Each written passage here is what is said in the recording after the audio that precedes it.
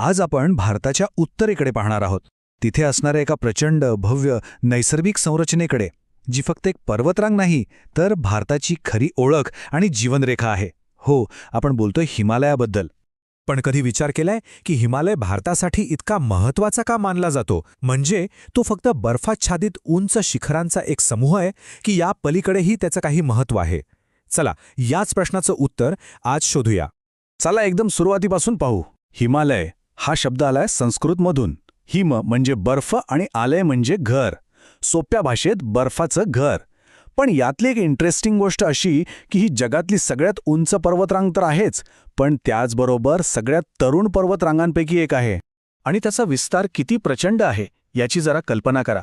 तब्बल 2400 किलोमीटर. भारताच्या नकाशावर जणू काही एक नैसर्गिक मुकुट ठेवलाय असं वाटतं. आणि हा हिमालय फक्त भारतातच नाहीये. तो भारत, नेपाळ, भूतान, चीन आणि पाकिस्तान अशा 5 देशांमध्ये पसरलेला आहे.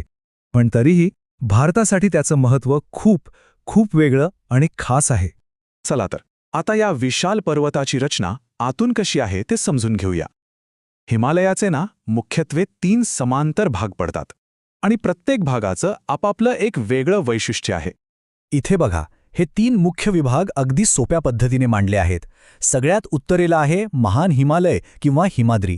हा सर्वात उंच भाग आहे, जिथे माउंट एव्हरेस्ट आणि कांचनजुंगासारखी अजस्र शिखरं आहेत. त्याच्या खाली मधला भाग येतो लघु हिमालय म्हणजे हिमाचल. आपली आवडती पर्यटन स्थळं जसे की शिमला, मसुरी याच भागात आहेत.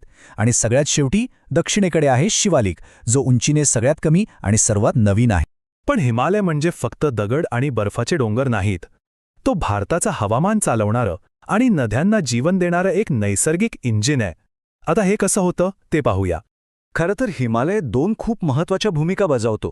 एकीकडे तो सायबेरियाकडून येणाऱ्या अतिथंड वाऱ्यांसाठी एका ढालीसारखा उभा राहतो आणि भारताला थंडीपासून वाचवतो.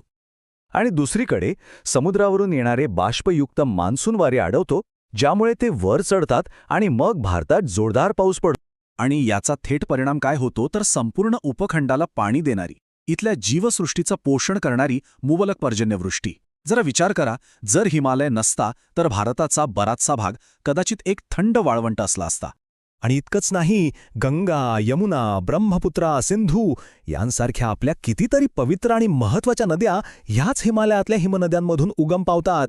या नद्या वर्षभर वाहत राहतात आणि म्हणूनच भारताचा जो उत्तर मैदानी प्रदेश आहे तो इतका सुपीक बनला आहे.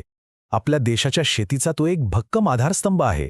तर आत्तापर्यंत आपण जे काही पाहिलं त्यावरून एक गोष्ट तर नक्कीच स्पष्ट झाली असेल की हिमालयाला भारताची जीवनरेखा का म्हटलं जातं.